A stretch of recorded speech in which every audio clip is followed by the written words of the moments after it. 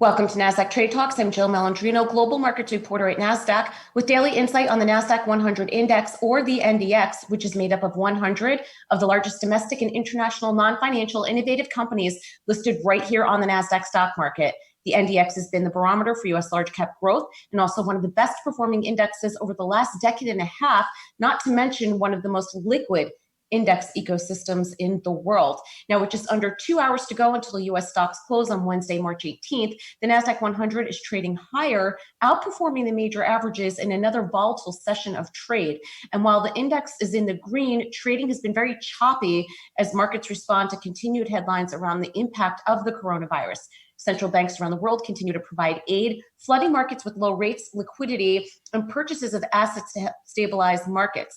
President Trump also said on Wednesday that the Department of Housing and Urban Development will suspend all foreclosures and evictions through the end of April. Let's take a look at how some of the Nasdaq 100 companies are taking measures in response to the coronavirus.